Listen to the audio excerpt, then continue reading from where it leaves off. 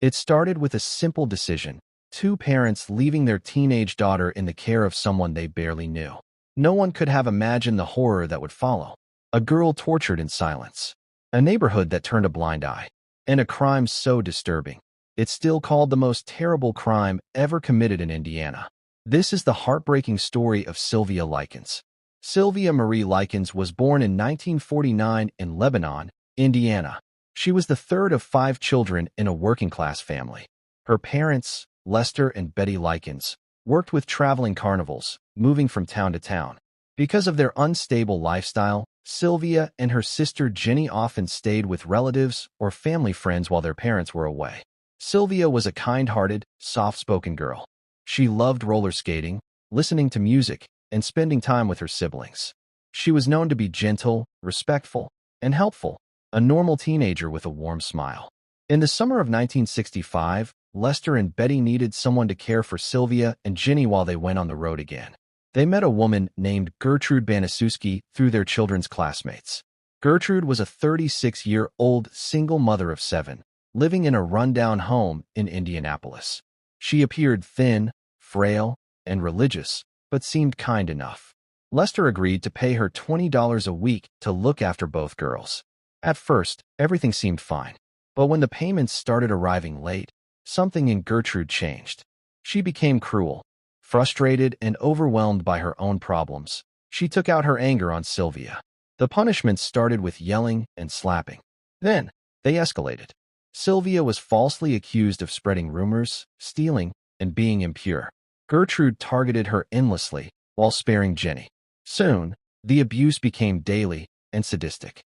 Gertrude's own children began to join in. They beat Sylvia, burned her with cigarettes, and locked her in the basement. Even neighborhood kids were invited over to watch and participate. They took turns humiliating her, hitting her, and mocking her pain. Sylvia was denied food, water, and even access to a bathroom. She was forced to eat disgusting things. At one point, they etched cruel words into her skin with a heated needle. All of this, while adults and children alike stood by, or worse, joined in.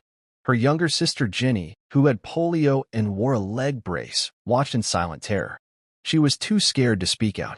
Gertrude threatened her constantly, warning that she would face the same fate if she said anything. Jenny lived in fear, helplessly witnessing her sister's slow destruction. Sylvia begged for help. She cried out in pain. She tried to run away once, but was caught and brought back. No neighbor reported the screams. No adult stepped in.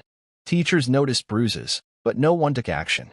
On October 26, 1965, Sylvia Likens' body could take no more. She died from a brain hemorrhage, malnutrition, and shock. Her body was covered in burns, bruises, and open wounds.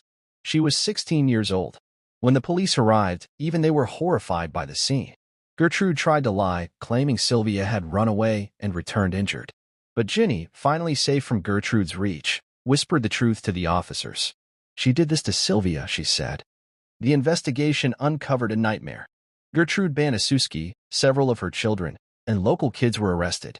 The trial became one of the most shocking in Indiana's history. Witnesses described the unimaginable cruelty that took place inside that home. Children testified about the beatings, the torture, the things they were told to do. The public was stunned, not just by Gertrude's actions, but by how many others took part or did nothing. Gertrude Baniszewski was convicted of first-degree murder and sentenced to life in prison.